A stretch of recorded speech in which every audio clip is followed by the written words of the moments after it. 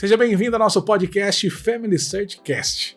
Hoje é o nosso 5º episódio, e então já sabe, né? Deixa o seu like, compartilha com quem vai gostar desse conteúdo, né? E claro, já se inscreve aí no canal para acompanhar todo o nosso conteúdo e, claro, os próximos episódios, beleza?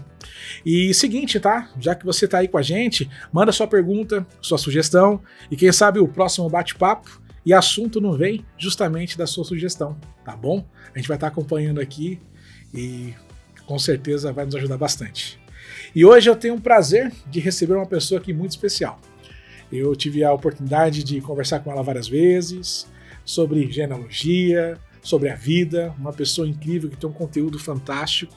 E ela é gaúcha, né? Radicada em Verona, especialista em genealogia e cidadania italiana. É membro do Instituto Genealógico Italiano e lidera a equipe Avante Cidadania há mais de 10 anos. É graduada pela Universidade Federal do Rio Grande do Sul e fez intercâmbios com diferentes países e voluntariados, como por exemplo de secretária da Julieta, em Verona, e também nas gravações do filme O Legado Italiano, da Globo Filmes. É mole? E hoje eu estou falando com ela, Nathalie Lazzari. Seja muito bem-vinda. Obrigada, Álvaro. Grazie. Que chique, a gente vai aprender a falar italiano hoje. Grazie. Muito bom. Bacana. Muito bom.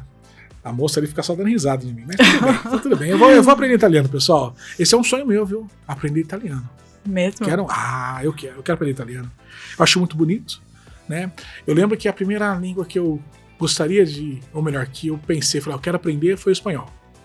Aí eu desenrolei aí numa experiência que nós tivemos aí por 2 anos, né? Uhum. E aí acabou que eu aprendi um pouquinho no inglês também. E agora a próxima vai ser italiano. Você manja inglês. Não, mais nada. Mas, Nathalie, seja muito bem-vinda. Muito obrigada. Que privilégio poder ter você aqui. Muito obrigada. Tenho certeza que a gente vai ter um bate-papo muito bacana hoje. Bom, sim, eu que tô feliz, que sou muito, muito grata pelo trabalho de vocês. Eu sou sua fã de vocês. Ah, que legal. Sempre. Você sabe que eu sempre carrego. Eu sempre com o bottom. Viu aí, pessoal? Quem quiser também um bottom no Family Search, escreve aí, quem mas sabe. Esse foi lá da Esse é Respect, especial, foi lá né? de Salt Lake. Esse tem um contexto, né? Tem um contexto aí que ele, com certeza, ele deixa muito mais valioso, né? Muito mais especial. Mas bacana. Pra gente começar, eu pensei em várias maneiras, né? Da gente poder puxar um assunto. Mas eu sei que existe uma data muito especial para você, que foi uma data que, né, foi um divisor de águas, assim podemos dizer. Dia 21 de fevereiro. Por causa da cidadania, né? É. E como é que foi essa experiência? Como é que foi essa mudança, né, para você? Sim. Os gregos tinham razão, né? Heráclito dizia que a única certeza da vida é a mudança. Sabe que aquele dia eu me lembro de uma coisa. Bom, contextualizando, né? O dia que a gente soube que o Tajani anunciou que ia ter a mudança da lei. E naquele dia eu só lembro de estar em Roma, eu estava em Roma e que chique, a única pessoa, a única pessoa que eu liguei à noite pra, tipo, desabafar, dizer, ferrou, foi meu avô, eu liguei pra ele e não liguei pra mais ninguém, assim, eu comecei a caminhar por Roma, sabe? Um monte de gente, pra poder digerir aquela notícia. Porque foi um baque muito grande. Mas, e aí meu avô, mas vai mudar, não te preocupa, vai melhorar. Mudanças, né? E aí, é isso, né, Álvaro? Quando a gente se apresenta, quando apresenta pra você a oportunidade de você mudar, você diz assim, ok, você acolhe, né? Você concorda com as coisas. Sim. Acho que é sobre isso. E aí, meses depois ele partiu, então eu tive uma outra oportunidade ainda de fazer as coisas que antes eu não conseguia fazer, né? Imagina. Então eu acho que tudo acontecer por uma razão. Agora eu tô muito feliz nesse momento de fazer esses projetos que antes com o escritório, a cidadania, não dava conta de fazer. E agora Mas você tem essa flexibilidade. Não, e eu vi aqui, você tem vários projetos bem interessantes, bem legais, mas eu queria, antes da gente entrar nesse assunto, que eu sei que a gente vai conseguir aí desenvolver muito, como começou para você essa ideia de trabalhar na área de genealogia e poder fazer disso uma profissão, né? E hoje ter o sucesso que você tem? Então, começou com uma vontade maluca de sair do Brasil, né? Porque quando eu era criança, a minha mãe dizia assim... eu me vestia de jeito diferente, eu fazia maquiava de jeito diferente, e a minha mãe sempre padrão europeu. E lia poesia, eu ouvia música que ninguém ouvia, assim, que as meninas daquela época não ouviam. Gostava de coisa, não gostava de ganhar brinquedo, gostava de ganhar flores, muito romântica, sabe? Legal. E aí elas diziam assim, nossa, menina, você não parece daqui. E isso foi ficando mais expressivo depois. E aí, quando eu tive a oportunidade com a universidade de fazer um intercâmbio... Isso com quantos anos? Eu tinha 19 quando eu saí a primeira vez do Brasil, mas eu fiz um intercâmbio quando eu tinha 21.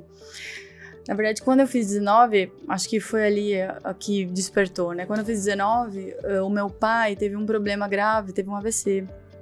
E ele estava previsto para participar de uma feira que eles iam tentar abrir um mercado, uma feira em Valência, na Espanha.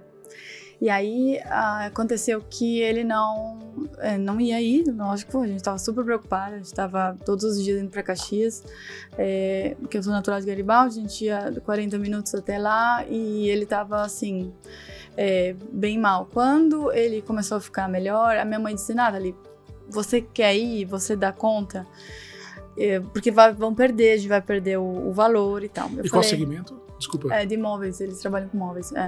E aí eu, um pouco já conhecido, nasci dentro da fábrica, cheirando cola e serragem. Esse é o cheiro da minha infância, e serragem. E aí, o que aconteceu? Eu falei, mãe, eu só não falo espanhol, mas eu aprendo e vou. Porque imagina, né? Tudo pago, você com 19 anos pra ir pra Espanha. Falei, vou. E aí eu aprendi espanhol, me lembro, você falou que, né, do espanhol. Sabe aquele livrinho da Publifolha que você, espanhol eu comprei daqueles e comecei a aprender espanhol e foi muito rápido. Eu falei, beleza, em 2 semanas eu tava falando já, legal, assim, aí eu fui. Aí, na época eu fazia arquitetura. E aí eu fui visitar, estava em Valência, e aí vi Calatrava, que tem várias obras de Santiago Calatrava, e eu fui, e aí marinheiro de primeira viagem, que não sabe, que tem que sair com todas as coisas, nunca imaginei que iam me roubar as coisas dentro da feira. Aí eu levei todas as coisas, dinheiro, carteira, câmera fotográfica profissional, passaporte, lógico, tudo naquele dia. Aí eu fiquei sem nada, falei, agora eu tenho que achar uma maneira, né, de voltar pro Brasil. E o consulado brasileiro era em Barcelona.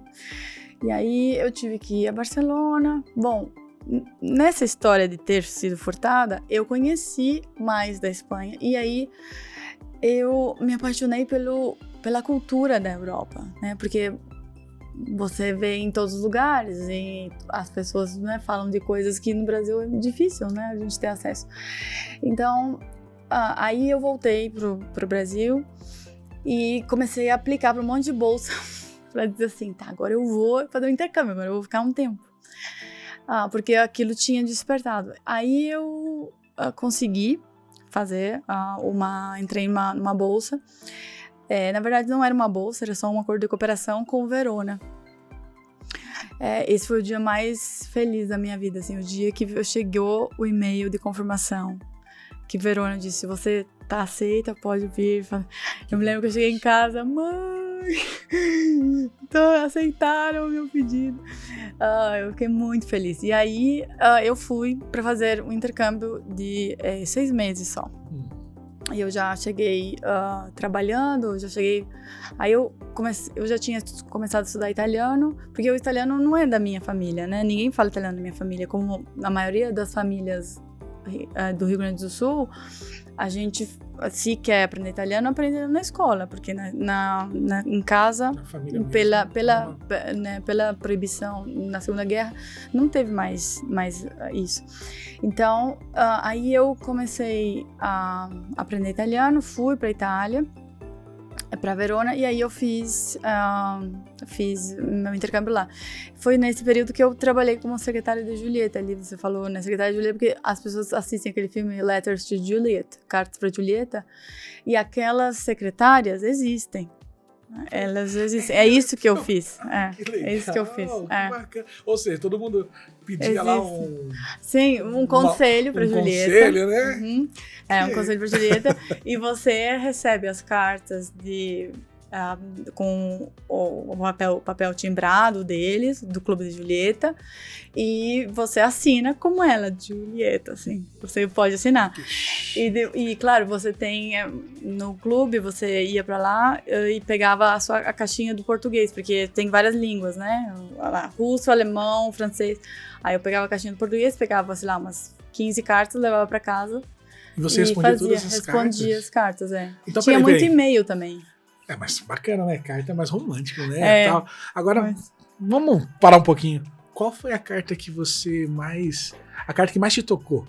Eu vou dizer, eu me lembro bem porque essa eu liguei pra minha mãe na época. Era uma carta de uma menina de 14 anos que dizia assim, não era uma carta, era um e-mail. Ela dizia assim, querida Julieta, eu tô escrevendo, mas eu acho que você não pode resolver o meu problema, mas eu queria muito que meus pais não se separassem. E eu não sei o que fazer. E pra mim me tocou muito porque na época meus pais tinham se recém-separado, os meus pais. Então eu chamei a minha mãe e falei, mãe, como é que eu posso responder isso? E aí você foi... Então, daí foi uma experiência interessante, porque você entra em contato com meninas de várias etnias. Forte aquele clube existe, de verdade. E continua mandando, continua recebendo. Se você escrever qualquer carta hoje, botar no envelope escrito para Julieta Verona, a carta chega lá, independentemente dela ter selo ou não, dá um jeito de chegar lá. Que legal. Se for no correio, assim, bom, agora não sei se a Julieta atualizou a tecnologia, tá usando IA para responder. Tá usando IA, né? Faz favor, agora, né? Não, tem que ser uma coisa mais agora né, já... emocional, mais né, humana, né? Senão judia da gente. Mas que bacana. E aí você começou... com a genealogia em si? A genealogia em si, na verdade, entra em um segundo momento, porque depois que eu volto pro Brasil, aí eu falei assim, eu quero dar um jeito, Álvaro, de ficar lá. Eu queria ficar na Europa. Mas até então, eu não sabia nada de nada, assim, nada de genealogia, nada de cidadania italiana, nada. E aí, isso em 2000, hein? Isso em 2011. Aí eu falei, tá, então agora eu vou estudar maneiras, vou ver o que tem de maneiras para eu poder voltar para a Europa e morar aqui. Aí eu comecei a estudar, e aí tinha uma coisa chamada cidadania de sangue. Eu falei, não sei o que é isso. Vou doar meu sangue e vou pegar a cidadania. Não é bem por aí, né? Boa. Aí eu falei pra minha mãe, mãe, esse negócio aqui, você já tentou? Falou, sim, minha filha, já tentei, mas me ofereceram, foi muito caro na época, e eu não tinha como pagar, então a gente não fez. Aí eu falei, tá bom, então você não tem nenhuma informação? Não tenho nada. Falei, tá, então eu queria fazer, você me ajuda? Aí ele e meu pai me ajudaram pra procurar contratar alguém, né? A gente tentou contratar 3 pessoas e não deu certo. As pessoas, inclusive, me disseram, nenhuma me disse, você tem 8 bisavós, segue por qualquer um que não tenha esse problema. Nenhum deles na época me disse isso. Bom, eu tinha vários problemas de documentação, etc. E eu não sabia como procurar. Até que quando a última me disse, me enrolou, foi enrolando, era uma advogada, e foi enrolando, a minha mãe falou assim, Nathalie, eu não vou mais pagar, então agora se você quiser fazer, faz, senão, deu. Lava minhas mãos. Lava minhas mãos, eu tentei te ajudar. Aí eu falei, não, mas é importante porque tem que dar certo. Aí eu comecei a comprar tudo que tinha na internet de material e ler, assim, compulsivamente tudo que tinha. E aí que eu cheguei na história de escrever para todos os comunes e descobrir a origem da minha família. Porque essa é a pergunta de $1 milhão, né? Qual é a coisa mais difícil na cidadania? É descobrir, nos 8.003 comunes italianos, qual é aquele que é o seu originário. E eu levei 1 ano e meio para fazer isso, né? 1 ano e meio para conseguir. Quando eu descobri isso, aí eu descobri o Family Search. Eu falei, nossa, mas tem uma ferramenta incrível que te auxilia. que daria pra fazer isso, daria pra fazer muito atalho aqui. Bom, aí foi assim. Aí quando eu consegui fazer essa localização, eu aí liguei pro meu chefe, o primeiro chefe que eu tive de trabalho em Verona, e disse, Carlo, preciso de uma ajuda, preciso que tu me ajude a me hospedar um tempo, tô indo pra Itália fazer um processo de cidadania italiana. Aí ele falou assim, mas como é isso? Eu falei, uns meses eu preciso ficar ali, você me ajuda, eu vou ficar ali, vou morar. Ele falou assim, não, eu te ajudo, mas é legal, né, é regular. Eu falei assim. É algo que é... Porque eles têm super medo de que eles não conhecem nunca...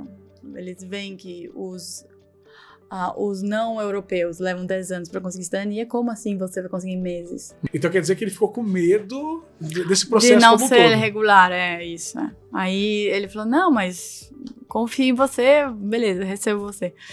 E as minhas amigas super preocupadas na época, porque o Carlo é solteirão, assim, nunca casou, e ele morava com o cachorro, com o Billy, e aí ele era preocupado, não, você é louca, você vai morar com ele, porque ele vai fazer de propósito, vai pular em cima de você. Eu falei, menino, a gente é brasileiro tem treinamento. Espera que esse podcast não chegue até ele, né? Não, ele fala só italiano, não vai entender. Que não traduzam esse podcast. Tá bom, deixa quieto. Não, e aí, e realmente, uma pessoa, uau, que me salvou, assim, inúmeras vezes. Então, aí que eu consegui, ele me apresentou para uma pessoa e eu consegui, na Itália, fazer meu processo de cidadania. Mas aí, o que aconteceu em Verona foi uma coisa bem importante, porque eu comecei a entender o significado simbólico da genealogia em Verona.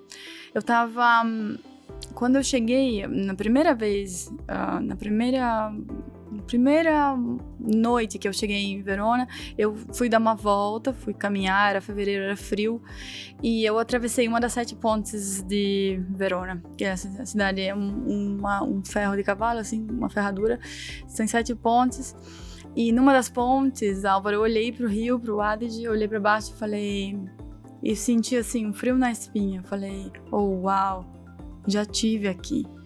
Era como se... É uma coisa muito... É déjà vu que o pessoal fala, né? É um déjà vu que nunca foi, sabe? Sim, sim.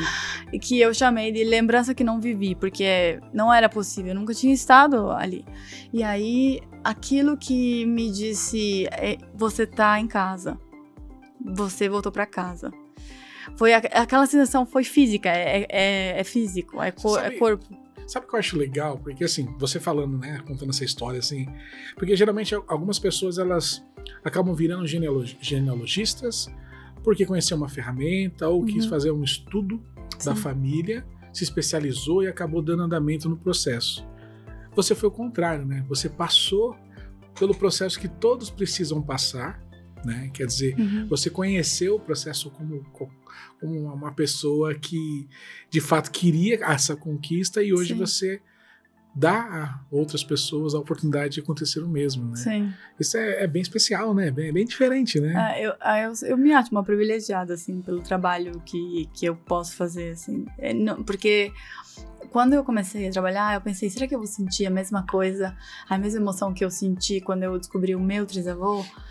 E E depois, quando eu fui descobrindo as histórias de outras pessoas, sim, eu tinha a mesma sensação. É a mesma alegria, assim, uau!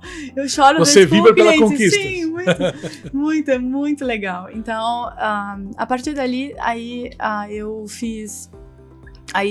me estabeleci por lá, eu tinha gente que me ajudava aqui, hoje, né, continua. E o interessante de toda essa história é que, por exemplo, você fala com a sua família e eles geralmente não têm informação nenhuma, né? Uhum. Então, todo mundo que começa a estudar, vamos levantar a hipótese da cidadania, vai falar com as pessoas, não tem nada de informação.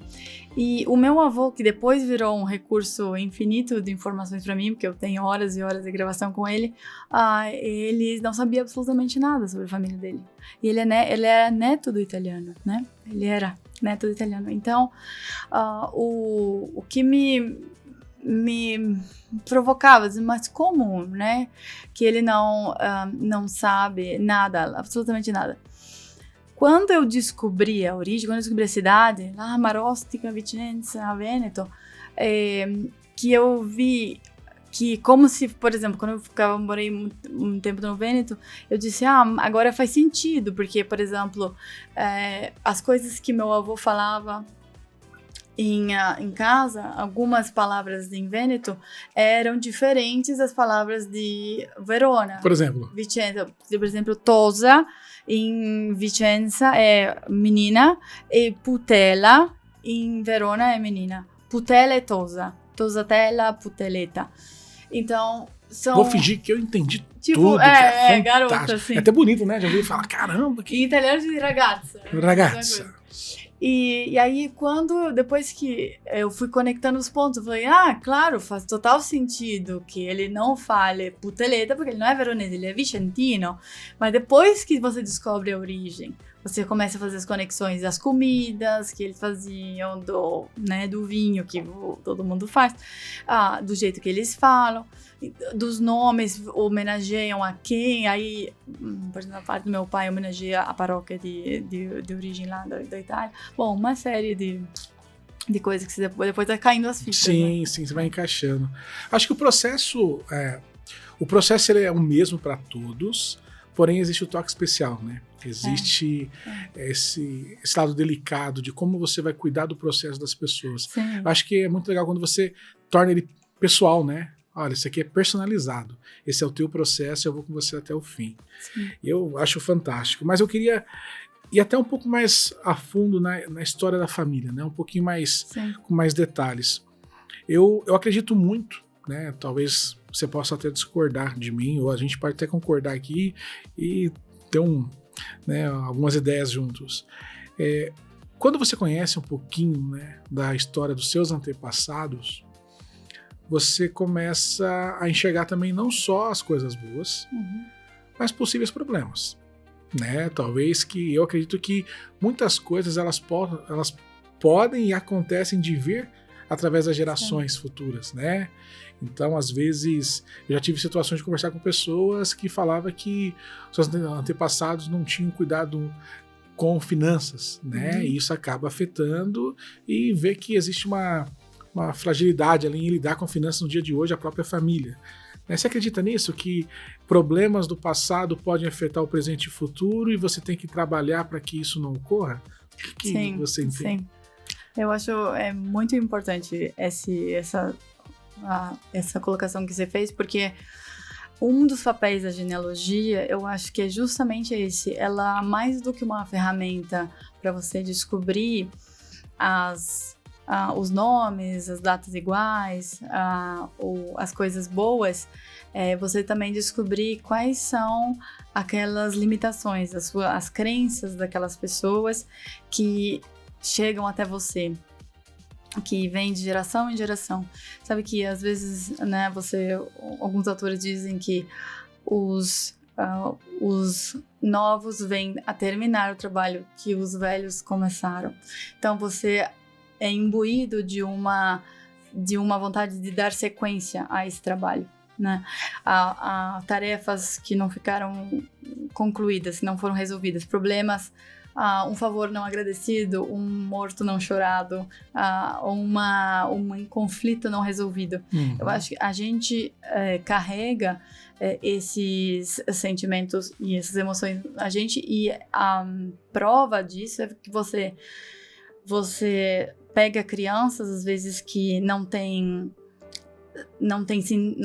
razão nenhuma para ter uma tristeza intrínseca dela, e você diz, não, mas os pais são ok, a criança não tem nada, e você começa a olhar na árvore genealógica e diz assim, mas olha só, tem aqui uma pessoa que foi excluída do sistema, e essa pessoa vai, ela com a tristeza dela, ela honra, ela chama atenção àquela pessoa que deve ser olhada.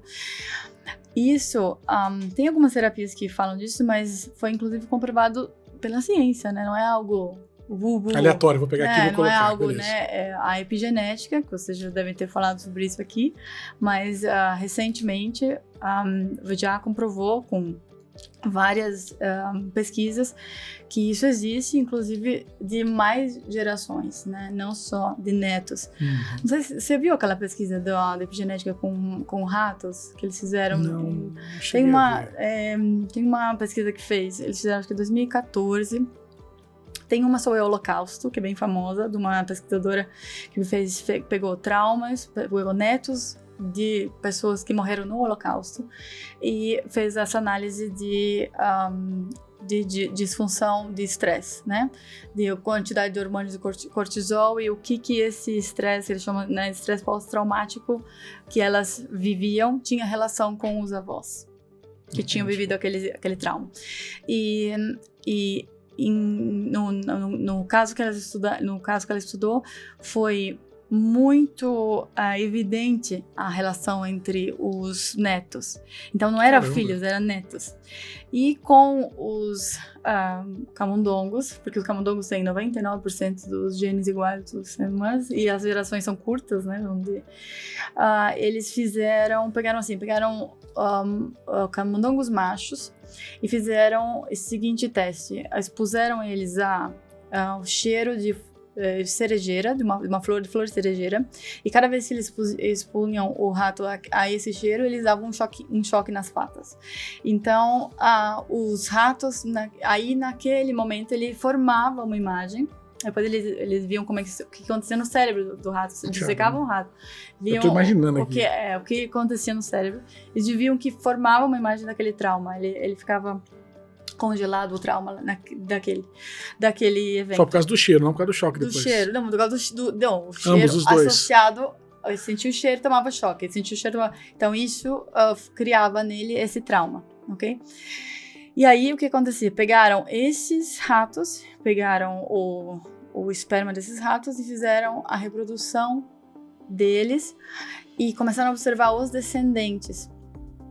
E observaram que tanto os filhos quanto os netos desses afetados com a fêmea não afetada, lógico, tinham a mesma reação, mesmo nunca tendo sido expostos a isso. Você sabe que eu tenho uma coisa parecida, assim, né? Toda vez que meus filhos sentem cheiro de churrasco, eles olham pra mim e falam, pai, vamos fazer um churrasquinho? Brincadeira, só pra quebrar o gelo, mas é interessante essa pesquisa. Agora, me fala uma coisa. História, né, das famílias. Sim. Como que o Family Search te ajuda nisso? Porque ali tem vários relatos, né? Sim, você consegue encontrar várias histórias, pessoas que acabam adicionando informações. Acho que isso acaba sendo bem interessante. Né? Mas como o Family Search encaixa nisso pra você? O Family Search, eu te falei, né? Que já mudou a minha visão das coisas. Primeiro porque o Family Search te dá a possibilidade de entender que nós temos muito mais conexões do que a gente imagina, né? Somos todos primos. Por isso que eu te falei que eu fiz o adesivo, né? Meu adesivo tá ali já, somos todos primos. Somos todos primos. E então, quando você consegue abrir visualmente na sua árvore, abrir os seus 8 bisavós, 16 trisavós, você começa a ver esses sobrenomes que você conhece de famílias que são os seus amigos e pessoas que você conheceu. E você diz assim, oh, uau, então nós somos todos conectados. Então ele te dá a primeira possibilidade de visualmente você entender que nós somos todos pertencentes a uma única família, a família humana. Você sabe que a Rootstack, ela abre o sistema, né, durante a Rootstack, o evento em si, onde você consegue ver no sistema quantos parentes você tem conectados ali naquele momento, porque ele pega os dados da árvore, né, então você, se eu não me engano, tem um amigo nosso, ele tinha 1.700 pessoas. Sim, eu também tinha várias. Eu falei, caramba, aí eu fui tudo feliz lá. Falei, vou lá. Cheguei lá, tinha nada. Tinha 2. Eu falei, o que tá acontecendo? Chama parentes ao meu redor, né? Aí eu falei, poxa vida, nós já temos o Parentes ao Meu Redor no aplicativo, né? No próprio Family Search, que eu lembro que nós tivemos em Fortaleza também durante a Rootstack. Nós tivemos a oportunidade de todos ali, éramos mais de 600 pessoas utilizando essa ferramenta. E foi legal porque, você é meu primo de 13ª geração, muito isso aqui legal. E tal. E o pessoal foi ficando animado. Eu falei, caramba, né? Olha que legal, né? A experiência que você pode ter em descobrir que alguém próximo de você, que você não tem ideia, teu parente.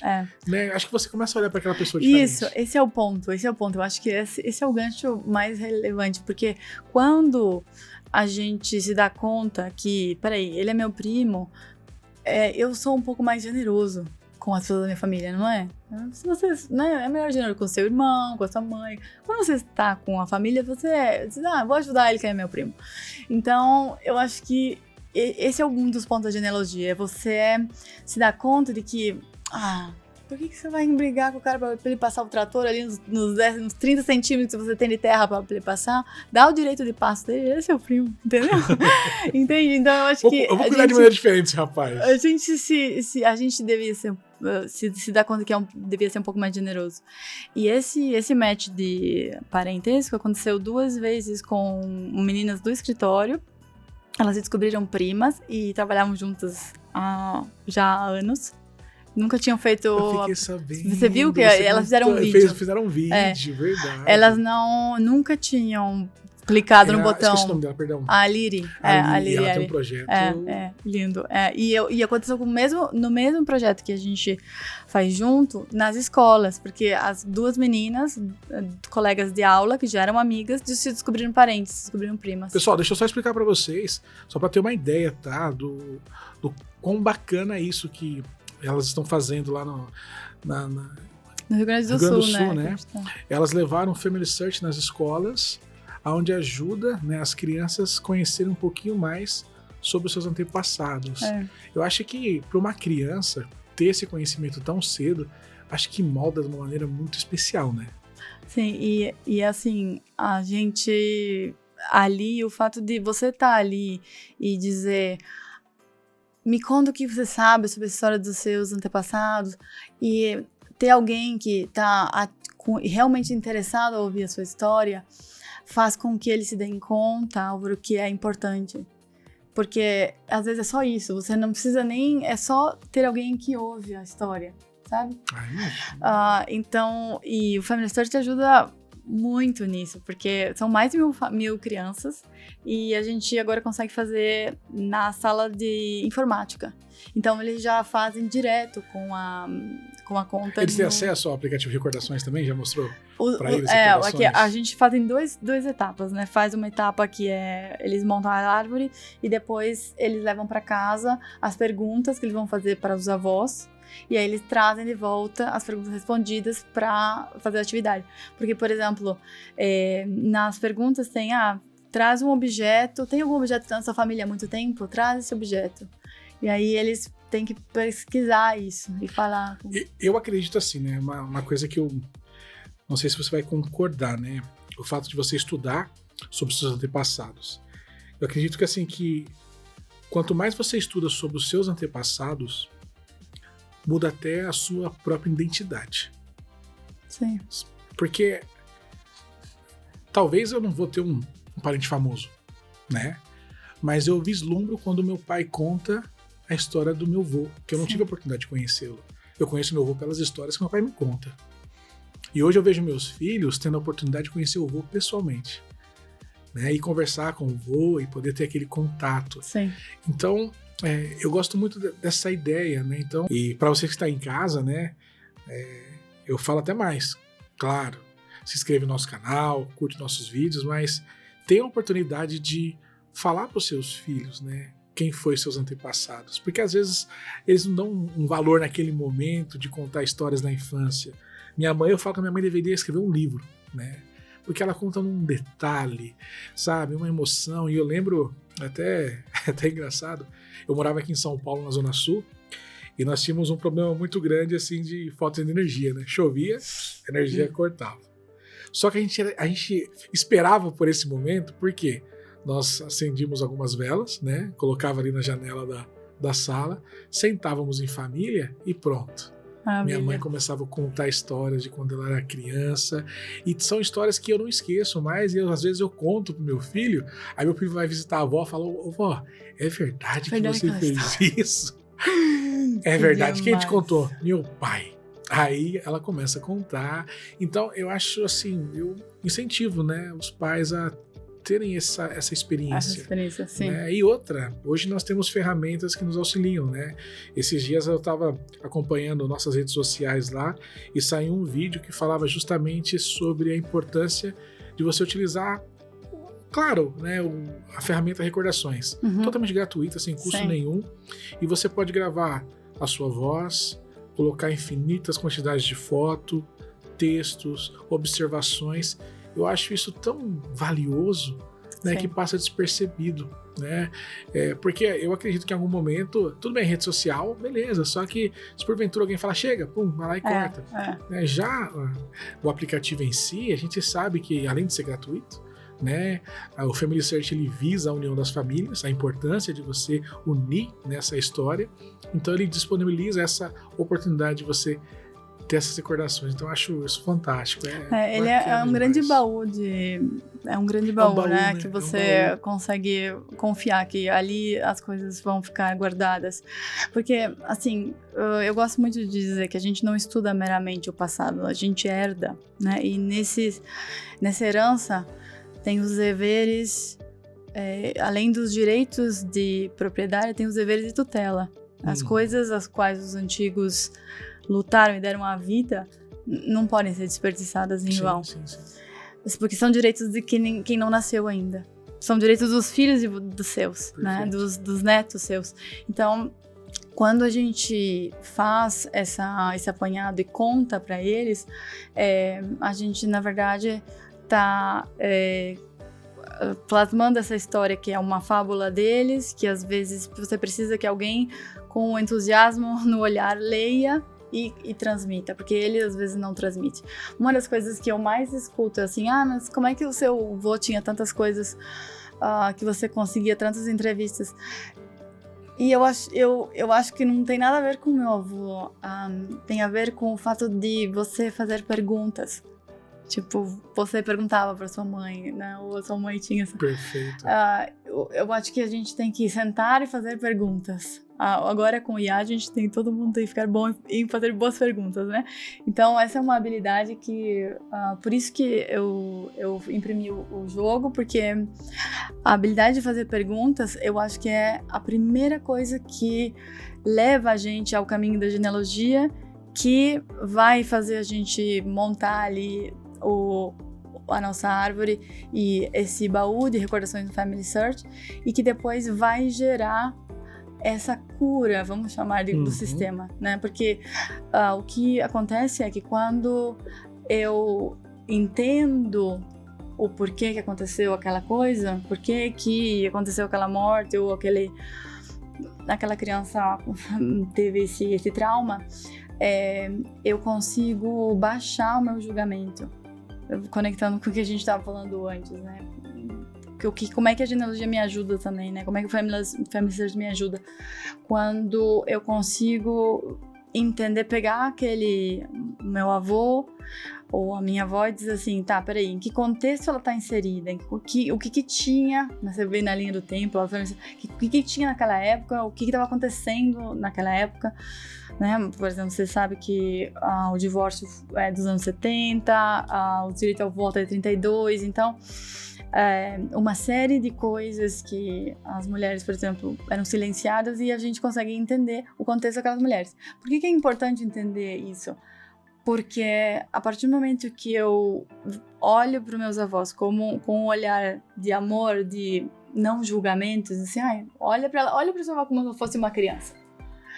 A partir do momento que eu olho para ela desse jeito, eu consigo dizer, peraí, então aquela situação não podia ter sido, ela não podia ter feito de diferente com a minha mãe. E aí eu olho para minha mãe consequentemente com menos julgamento. E aí a minha vida melhora, né? Sim, porque você entende, né? Fala, peraí, eu consigo entender, agora eu consigo me posicionar e consigo ajudar a minha mãe ou até mesmo melhorar a minha atitude, né, perante o que eu vivo. Agora falando um pouquinho, eu quero até, vou pedir para a Adriana trazer pra gente aqui daqui a pouquinho, né, mas...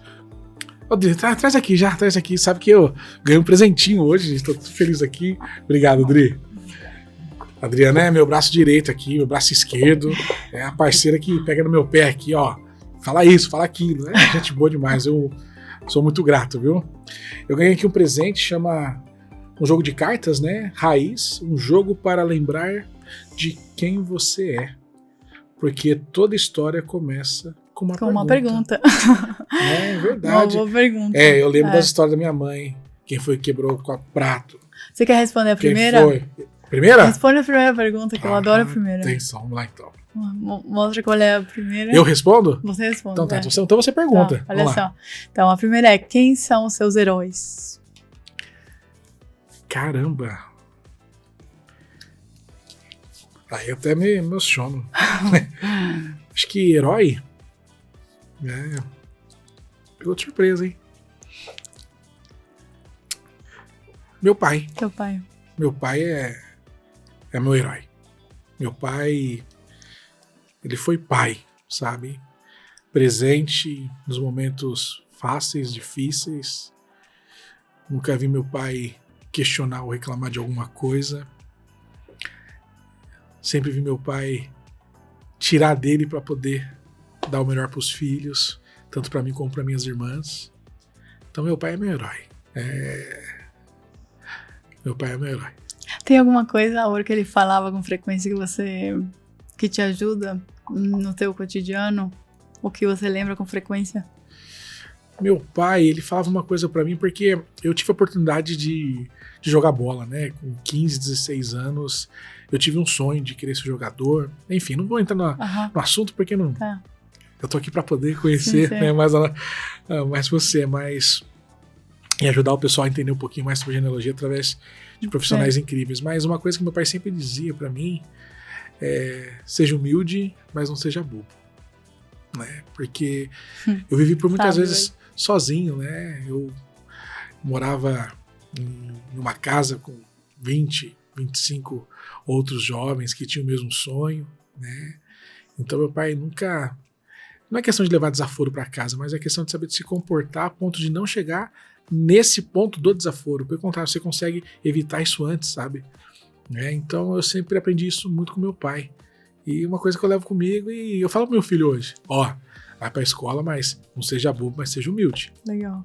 Então isso é uma coisa que não esqueço. Adorei. Vai ser lindo. Fantástico. Você sabe que o fato de você ser um bom pai, tenho certeza que você é um bom pai, é porque o seu pai foi um bom pai. Às vezes a gente julga os nossos pais e eles não tiveram a oportunidade de serem filhos, né? Provavelmente o seu avô foi um bom avô.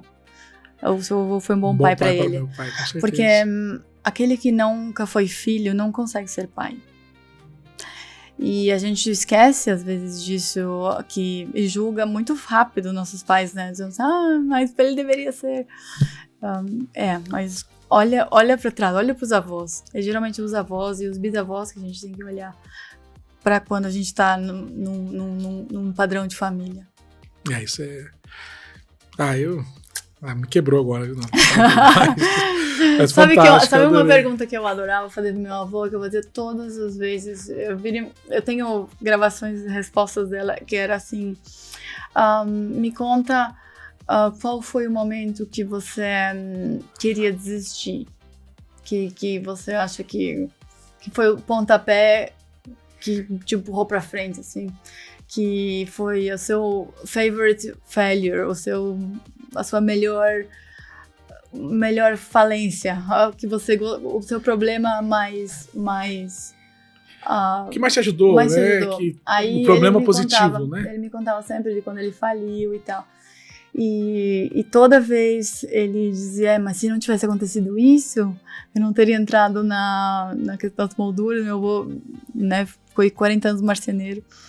E eu tava pensando depois, eu falei, vô, e se você não tivesse feito isso, você não ia ter levado a gente pra estudar artes, e eu também não teria descoberto o meu Ikigai, a minha razão de ser, porque foi através da faculdade que eu descobri a genealogia. E aí eu fiquei assim, olha que lindo, né? Me fala uma coisa, hoje, né, acredito que o Family Search é uma ferramenta muito presente na sua vida, né? Todo o tempo. Todo, né?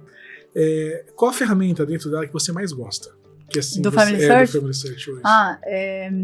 Eu acho que quando eu acho que eu uso muito para ver as memórias. As fontes, e eu gosto muito de ver como as pessoas escreviam. Eu gosto de abrir os registros e olhar nos registros de nascimento como é que aquele pai assina. Se ele assina, se não assina. Porque o que eu vejo com os clientes é que eu consigo, às vezes, a assinatura do bisavô dele, que ele não conheceu, e ele me diz assim, Nathalie, é igual a minha. Caraca. Muitas vezes, Álvaro, eu ouço isso muitas vezes. Você sabe que a minha irmã falava assim, você é tão safado, Álvaro, que a sua assinatura é tão parecida com a do pai, só vai poder assinar as cartas dos professores quando ia pra casa. Eu falei, não, você tá doida? Nunca foi assim. Falei, que é isso? De treino pra... assim, normal. Acontece. Coisa boa. Mas é muito comum. E é uma ferramenta, você tem superpoderes, né? Quando você mostra, para todo mundo que eu mostro, eu falo né, como é que monta, e eu acho que é uma ferramenta, sobretudo, importante porque ela cria esse momento que a gente um pouco perdeu, que é o que eu queria com as cartas. Esse momento que você tá sentado na mesa, sem telefone em cima da mesa, e vai conversar sobre as coisas, as histórias, para falar, mas o que você gosta de escutar? O que você gosta de fazer? O que seu pai gostava de fazer? Tem algum sonho que seu pai tinha, que ele não realizou? Sabe, qual é o melhor presente que você ganhou quando era criança? Sabe, essas coisas que a gente não consegue mais conversar, né? Tanto que no vídeo que eu fiz com uma família que não sabia nada do que estava acontecendo, e testamos as perguntas. A gente fez essa encenação, que não era uma encenação, porque era coisa real, né? Vocês era uma real, a gente gravou com o intuito de ter a experiência registrada. E a gente botou todo o celular dentro de uma caixa. Bom, agora eles botam todos os celulares numa caixa e agora a gente vai conversar. E aí, essas perguntas, depois que eles não sabiam, porque eles não sabiam que responder, porque a gente começou a perguntar coisas triviais, né? Quem ganhou a Copa tal? Onde se conheceram um casal famoso tal? Essas coisas a gente sabe, né? Vida dos famosos. E aí, a gente perguntou, tá aí, os seus pais, onde se conheceram? Aí... Não, sabe, porque aí a gente perguntou, a gente justamente quis começar com o jovem, o menino mais jovem, porque é para essas pessoas que eu acho que a gente tem que falar, né, Álvaro? O Family Search, eu acho que a conexão é com essas, sim, porque são eles que vão levar isso. Então aí, por isso que a gente fez para eles, e eles assim, nunca me falaram, eu também não perguntei, ele disse, mas aí, depois que o jogo terminou, a brincadeira terminou, aí eles tiveram a oportunidade de dizer assim, tá, me conta, como é que vocês conheceram? Entendeu? Então... Você incentiva, né? Exato. Aí, porque no fim das contas, o meu avô era o último elo de ligação para mim entre a Itália e o Brasil, né? Porque o meu avô era o neto do italiano, que emigrou em 1887, e o meu avô não conheceu, não lembra do avô, mas ele lembra da avó, por exemplo, ele lembrava várias coisas geniais, assim, da avó dele, que a avó dela fazia dressa, ele fazia junto. Lá em Maróstica tinha dressa. Dressa é uma palha de milho que você faz uma trança. E usava para chapéus. Que antigamente todo mundo na roça precisava de chapéus. Chapéus eram um item fundamental, obrigatório. Ali, né? Pra trabalhar. Então muita gente trabalhava. E aí meu avô me mostrava, dizia que ele fazia o paco com as voltas no braço para entregar.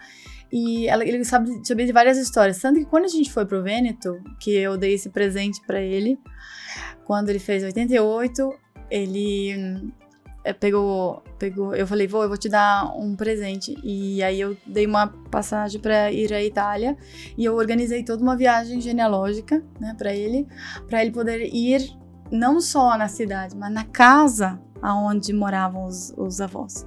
Porque aí eu fui atrás para descobrir, né? Aí o Family Search também nesse sentido ajuda, né? Porque você consegue descobrir, por exemplo, os irmãos do seu italiano, né? E se você, por exemplo, consegue acessar um documento chamado Stato di Famiglia, já ouviu falar nesse documento? Sim, né? Sim, já. O Stato di Famiglia tem o endereço, né? O endereço da casa. Porque é um censo, é como se fosse um censo, né? Sim. E aí eu fui pelos mapas napoleônicos e tal, fazendo um match, e aí consegui encontrar onde era a casa de origem. Aí a gente fez um pequeno ritual lá no porão, porque a gente conheceu os donos atuais da casa, que eram os da Iprá. E aí a gente trocou, eu levei um pouquinho de terra do Brasil, peguei um pouquinho de lá, a gente fez uma coisa simbólica. E, que legal. E ali, naquele momento, foi o momento que meu avô disse, Nathalie, essa é a viagem mais incrível da minha vida, porque eu nunca imaginei conhecer esse lugar. E foi ali que eu me dei conta que eu tava ali de espectadora de um neto. Eu era neta, mas eu tava vendo um neto ser neto. Ele tava voltando à terra do avô dele. Exato. E então, esse foi um dos mais presentes, assim, que eu recebi. Porque ver ele, assim, naquele momento. E, pessoal, se vocês não sabem, ela fez um site, né? Eu fiz um portal. Um portal ali com detalhes, né? E a gente vai ter o privilégio depois de colocar alguns trechos aí dessa história. Eu acho muito lindo, né? Esse presente que você deu pro seu avô. Agora eu te faço a pergunta. O que seu avô significa para você?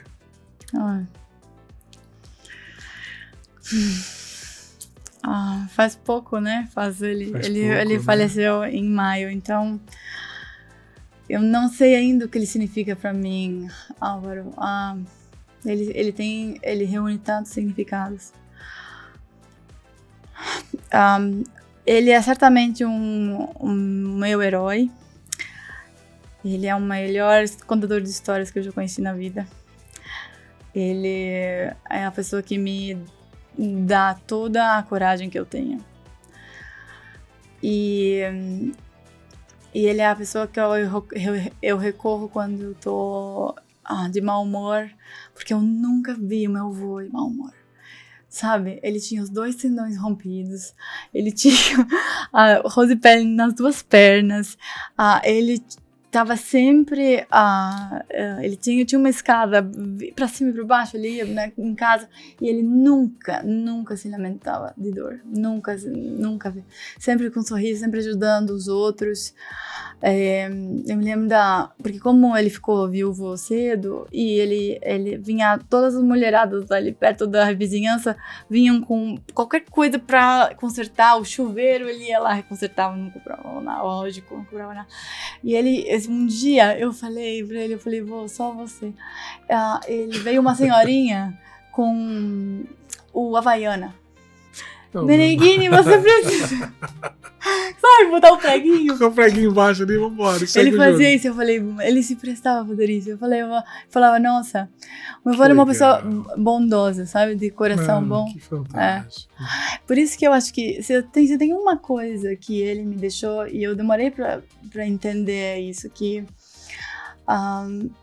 eu entendi que eu precisava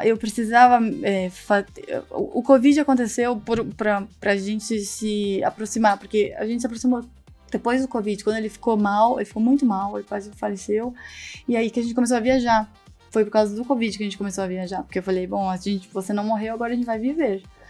Então a gente começou a fazer aquelas viagens. E dentre elas, a Itália. Mas uma das coisas que eu me deu conta é que uma das missões dele era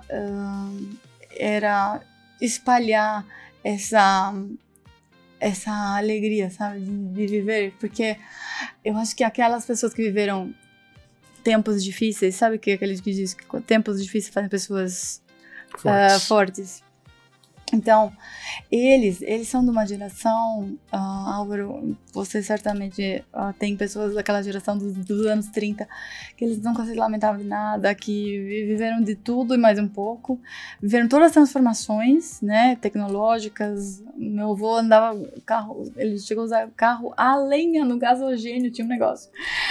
Então, assim, ele viveu tudo isso e ele adorava o novo, adorava falar das coisas de tecnologia, e ele nunca julgou ela. Ele teve uma coisa que eu acho que eu ainda tenho que aprender muito com ele. Ele nunca julgou os pais dele, mesmo eu sabendo que pelos fatos da situação ele poderia ter, né, assim, julgado e dito, ele era o único que ajudava a casa. No final da vida, o pai dele, ele teve que ajudar o pai dele, porque o pai não tinha condição de pagar uma casa. Enfim, então, acho que essas pessoas estão aqui também para nos lembrar que vida é serviço, sabe?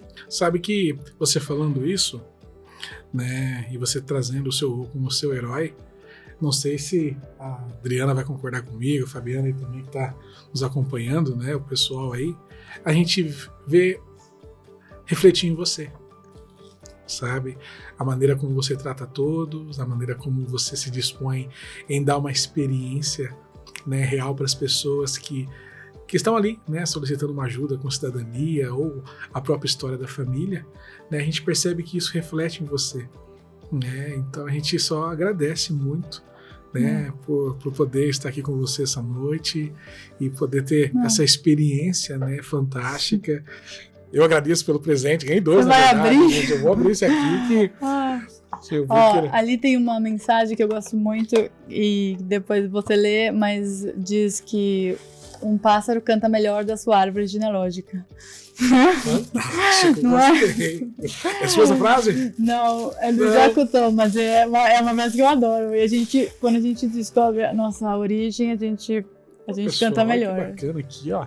Da cidade. De Rio Grande do Sul, Casa Panzoni. Casa Panzoni. Essa é uma casa que vai fazer 100 anos ano que vem. E é uma... Meu presente.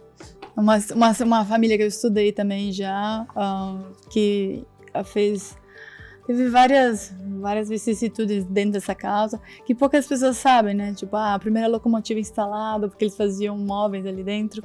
E aí, como as pessoas viviam, assim, né, precariamente. Eu acho que esse é um outro porquê da genealogia, né? Quando a gente se dá conta de como eles viviam, Álvaro, a gente diz assim, uau! Nossa, como que maravilhoso a vida que eu tenho. Como eu sou grato pela vida que eu tenho.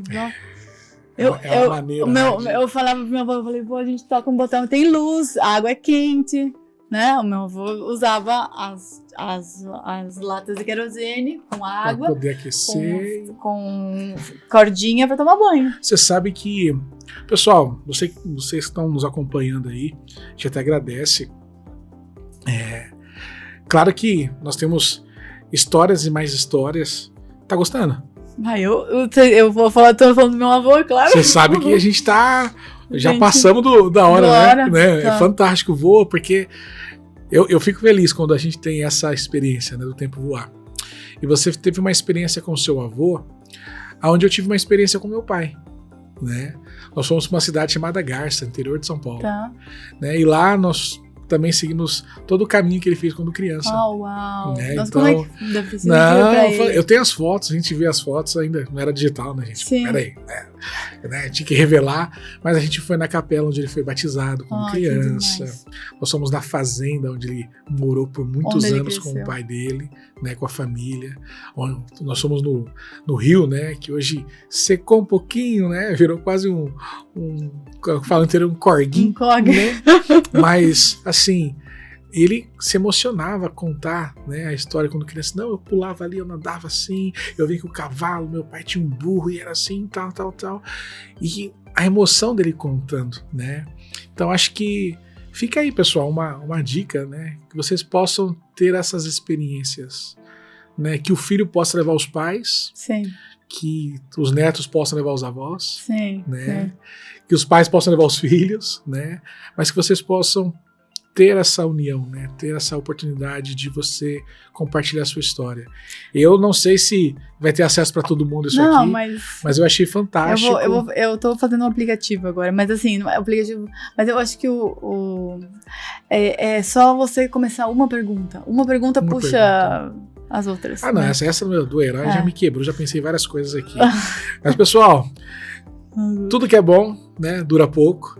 Mas eu gostaria muito de agradecer, Nathalie, por esse tempo. Foi fantástico poder bater esse papo contigo. Tenho outras inúmeras perguntas aqui, mas foi tão bacana que fluiu de uma maneira muito, muito especial.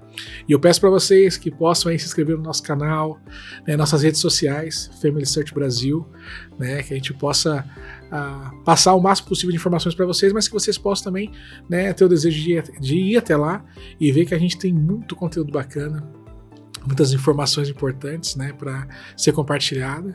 E eu gostaria de poder ter a sua consideração, né, finais aí em relação ao nosso podcast. Sabe o que eu vou fazer? Eu vou fazer uma homenagem pro meu avô. Essa vai ser a minha consideração final. Porque quando eu tenho um texto que eu gosto muito, que ele diz assim: pois para isso fomos feitos, para chorar e fazer chorar, para enterrar nossos mortos. Por isso, temos braços longos para os adeuses, mãos para colher o que foi dado, dedos para escavar a terra. Assim será a nossa vida. Uma tarde sempre a esquecer, uma estrela se apagar nas trevas, um caminho entre dois túmulos. Por isso precisamos velar, falar baixo, pisar leve, ver a noite dormir em silêncio. Não há muito o que dizer. Uma canção sobre um verso,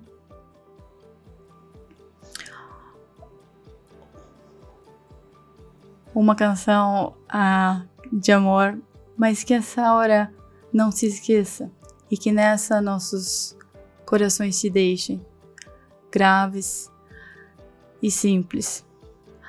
Pois para isso fomos feitos, para a participação da poesia, para a espera do milagre, para ver a face da morte. De repente, nunca mais esperaremos. Hoje a noite é jovem, da morte apenas nascemos, imensamente. Fantástico. Obrigada. Acabou, gente. Depois dessa, muito obrigado. E mais uma vez, obrigado, Nathalie, por seu tempo. Obrigada. Valeu, gente. Até mais.